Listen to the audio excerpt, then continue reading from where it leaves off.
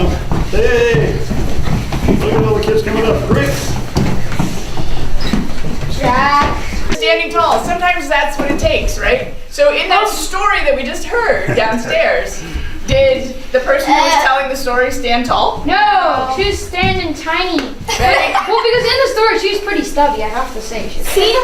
She was a small person, which makes it hard to stand tall. But yet you still can. You can stand tall where you're not touching anyone else's body. Wait. So let's try this again. I'm gonna be a root on the ground. I'm just rooted. Whoop. Chalice down. On the Good ground. thing it's not. It's child safe. Okay, so take some glue. Get some glue on your paintbrush. I got some glue on my feet. Brush it on your This foot. And think about roots growing from your feet down into the carpet. All right, we're gonna do this in silence to the extent possible. meditation. Right now it's 2020. Let's say it's the year 2060. It's 40 years from now. 26. You're featured in a book called 10 Amazing People. I would cry with happiness. What did you do? You're in 10 Amazing People. What did you do to change the world? I set a 13th hour. You sent a 13th hour? I set a 13th hour on every clock. Ah, so you changed time. And I'm a weird cosplay person. No, I slept 4 hours. And in that extra hour that you've added 2 hours to the day in that way. Nora, Yeah, I know. what do people do with it that changed the world? That's happy hour. It's happy. What happens during happy hour? All restaurants have to give out free meals to kids under the age of 42. no, 182. 42, yes. Can you watch that? Caden's turn. Caden's quiet so Caden, we can hear what Caden's saying. I would give everyone at home, even those jerks on the street who only take drugs. So everybody would get a home, even if they are struggling with addiction. Yeah, and they also get free $500 for one day. Free. It's 2050. You're featured in a book called 10 Amazing People and How They Changed the World. Did you say it was Why are you in 2060? there? 2060. I did. Thank you. Because I made it so that people who have like, you know, I got this idea from the whole homeless thing. People who have like Please, nobody bump this issues plate. like mentally ill and stuff, they can get free therapy and stuff, and it's more focused on that rather than like money and stuff, cool. I like wanna helping do that. people. Well, don't touch it. What do you like about church? So quicky. Don't. Yeah, my baby sister has to go downstairs all the time. You like that you get to come upstairs and your baby sister stays downstairs? Hey, Jesse, what do you like about church? It's the food, the food. Everybody always likes the food. What's your favorite kind of food at church? Donuts. Wait, there's donuts here, really? So the thing I like about church is I like how I like all the people that come to it. I've made some really close friends from it. me. Yeah, and especially Jesse. I met him on the first day, and I really like how my mom is really involved in it, and Stuff will happen. I like Ari. Yeah. You're gonna. I like that I have a lot of friends here, and You do? Wait, Olivia's talking. And I like that everyone's really nice except for Jack. I'm nice. And yeah. Yeah, you talk a lot more than I do. He says I talk all the time. I think that's a projection.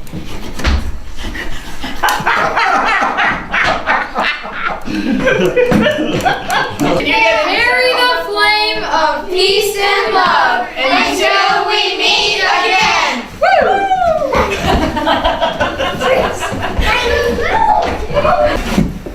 Well, thanks, Olivia and Avery, for joining us. And Avery and Olivia were students in the recent OWL class.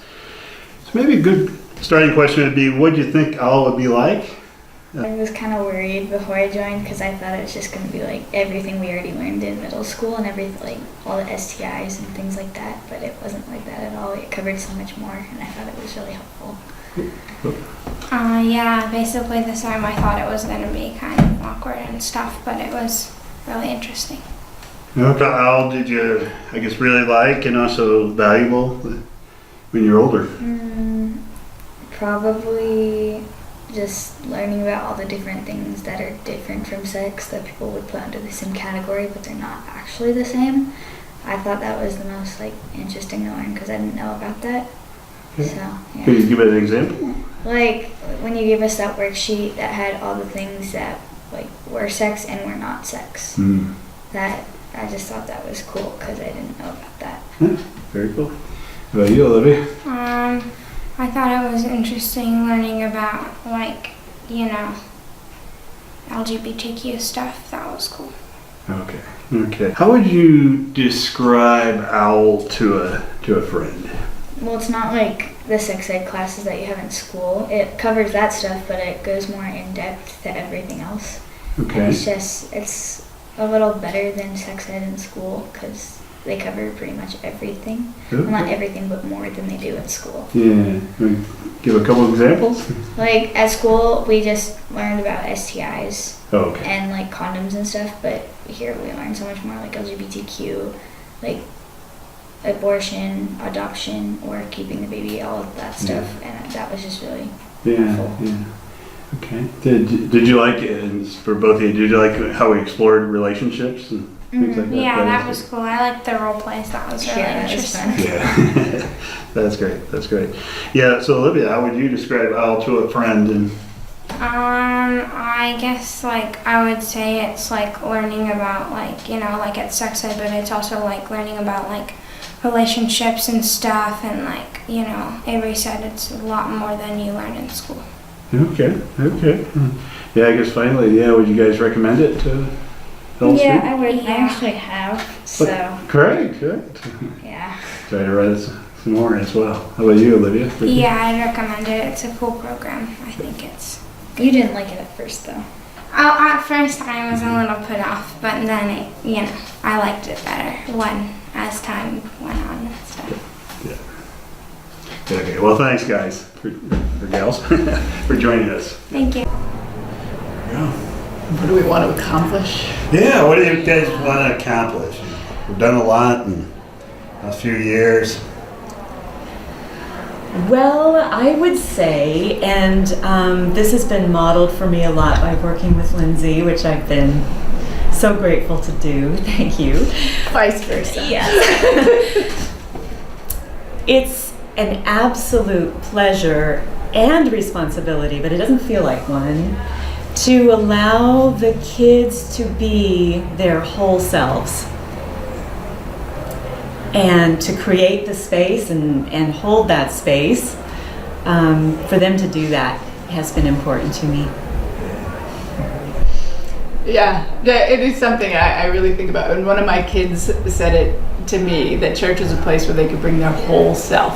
I think especially as they get into their preteen and teen years where they're presenting themselves in one way or another, that church is a place where they just get to be who they are without having to package it, and creating a space where that's allowed. And I also think that there are discussions about what makes a good person and how do you want to be in the world that don't happen other places. They happen in families, but they don't happen they don't happen at school. And that's something else that we can provide as a space for that reflection. And I was asking them, are there parts of yourself, what parts of yourself do you bring to church today? And I don't, somebody says, I don't bring my, the part of me that uses devices, right? And if nothing else, that we can give them an hour and a half of being without their devices and engaging with people in a way that is fun and not about that. Yeah. It's good stuff.